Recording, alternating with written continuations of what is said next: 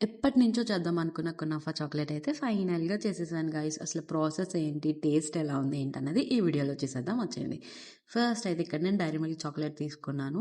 చిన్న చిన్న పీసెస్ కింద కట్ చేసేసుకొని డబుల్ బాయిలింగ్ మెథడ్‌లో అయితే మనం మెల్ట్ చేసుకోవాలి. చూస్తున్నారు కదా! కింద వాటర్ పెట్టి పైన బౌల్‌లో చాక్లేట్‌ని అయితే మెల్ట్ చేసేసాను. అండ్ మెల్ట్ చేసిన చాక్లేట్‌ని ఒక బౌల్‌లోకి అయితే మొత్తం స్ప్రెడ్ చేసుకుంటున్నాను. నా దగ్గర చాక్లేట్ మౌల్డ్ లేదు. సో, అందుకే నేను ఇలా ఒక బాక్స్‌లోకి తీసుకున్నాను.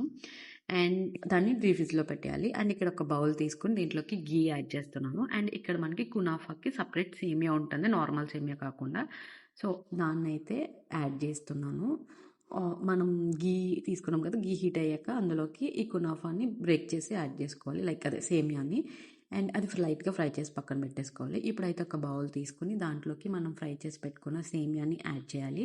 అండ్ అలానే పిస్తా పౌడర్ అయితే యాడ్ చేస్తున్నాను ఇక్కడ నేను.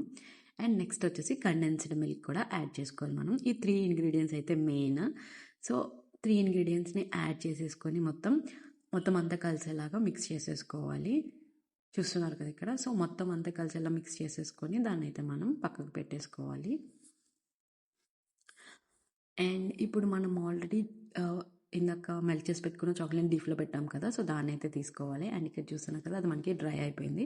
సో, దీంట్లోకి మనం కలిపి పెట్టుకున్న కునాఫా స్టఫ్‌నైతే ఫిల్ చేసేసుకోవాలి మొత్తం.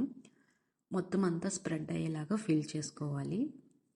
అండ్ అది మొత్తం ఫిల్ చేసుకున్న తర్వాత పైన ఇంకొక లేయర్ చాక్లెట్ అయితే యాడ్ చేయాలి. ఆ లేయర్ యాడ్ చేసాక మళ్ళీ ఫ్రిడ్జ్‌లో పెట్టుకొని ఒక 2 అవర్స్ వదిలేస్తే మనకు కునాఫా చాక్లేట్ అనేది రెడీ అయిపోతుంది.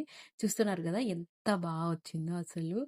భలే ఉంది చూడ్డానికి కూడా. అండ్ టేస్ట్ విషయానికొచ్చేస్తే టేస్ట్ కూడా చాలా అంటే చాలా బావుంది గైస్ అసలు.